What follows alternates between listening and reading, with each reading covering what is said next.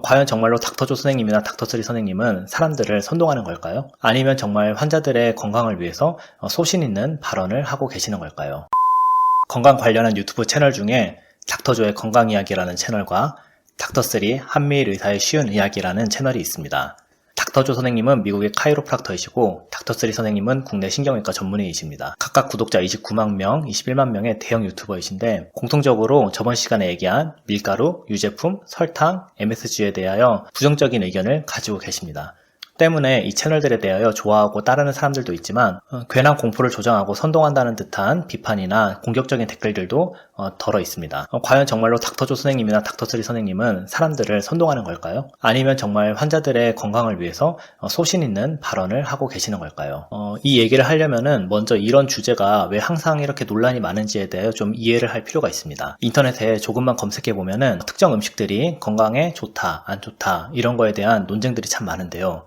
실제로 밀가루, 유제품, 설탕, 인공첨가물 등에 대해서는 상반된 연구 결과들이 많이 있습니다. 왜냐하면 이러한 식품 주제의 연구는 엄격하게 진행하기가 사실 어렵기 때문이죠. 이러한 연구를 가장 정확하게 하기 위해서는 RCT라는 연구 모델을 대부분 사용합니다. RCT를 간단하게 설명하자면 실험군과 대조군 두 개를 만들어서 원하는 변수만 차이를 두고 나중에 결과를 확인하는 것입니다. 예를 들면 실험군은 채식만 하고 대조군은 일반적인 식단을 하면서 건강의 변화를 비교하는 등의 방식이죠. 여기서 중요한 것은 내가 원하는 것 외에 나머지 다른 변수들을 잘 통제하는 것입니다. 예를 들면 채식을 하는 실험군은 운동을 안 시키고 일반적인 식단을 하는 대조군만 열심히 운동을 시킨다면 건강에 대한 연구 결과는 당연히 달라지게 되겠죠. 하지만 식단은 대부분 복합적으로 작용하기 때문에 수많은 변수들을 통제하기가 사실 어렵습니다. 예를 들면 같은 채식을 하더라도 빵과 같이 밀가루와 설탕을 엄청 먹는 사람과 야채 위주의 건강한 채식을 하는 사람은 또 결과가 다를 수밖에 없겠죠. 또한 식품이나 기타 생활 습관은 장기간에 걸쳐서 꾸준히 실천해야 결과가 나타나는데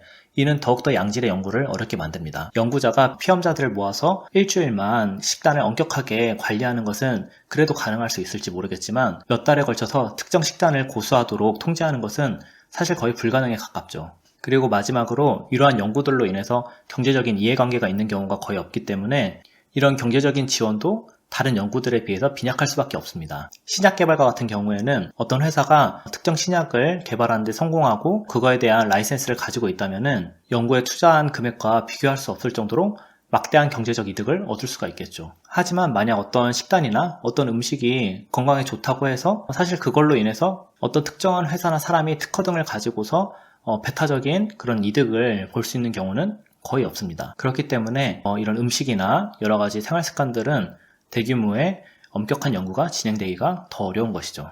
반대로 국내외 대형 식품 회사들은 대부분이 앞서 말한 밀가루나 유제품, 당류, 인공첨가물들을 굉장히 많이 사용하고 이것들과 밀접한 연관이 있습니다. 그렇기 때문에 이런 식품 회사들에서 자본을 대서 이루어지는 식품 연구들도 굉장히 많이 있어요. 이러한 측면에서 봤을 때 제가 그러한 연구 결과들이 다 조작되고 잘못되었다고 선동하려는 것이 아니라 건강에 안 좋은 사람들이 이러한 음식을 피하는 것은 어느 정도 합리적인 사고 내지 합리적인 의심의 범위라고 저는 생각합니다. 그렇기 때문에 저나 어떤 의료인이 학술적인 얘기를 하는 것과 임상에 있어서 건강에 대해서 양심적인 얘기를 하는 것은 또 다른 부분일 수 있어요. 학회에서 학자로서 발표하는 것과 실제 임상에서 또는 내 몸과 내 가족의 건강을 위해서 실천하는 것은 조금 다를 수 있다는 얘기예요. 실제 제가 아는 어떤 소아과 선생님은 본인의 자녀들이 초등학생이 될 때까지 항생제를 한 번도 먹이지를 않았어요. 이분도 아마 소아과 학회에서나 아니면 다른 소아과 선생님들과 얘기를 나눌 때 그런 교과서적인 항생제 부작용 외에 항생제를 피해야 된다거나 항생제를 안 먹으면 좋다고 쉽게 얘기하지는 못할 거예요. 하지만 그럼에도 나의 자녀들한테 항생제를 먹이는 것은 또 다른 얘기라는 거죠. 제가 유튜브를 하게 된 것도 어떻게 보면 이러한 이유들 때문이에요. 어떠한 학술적인 논쟁을 하려는 게 아니라 제 가족이나 제 친구들한테 얘기하듯이 지금 보고 있는 구독자분들이나 저희 환자분들한테 건강에 대한 실제적인 얘기를 나누어주고 싶은 거예요.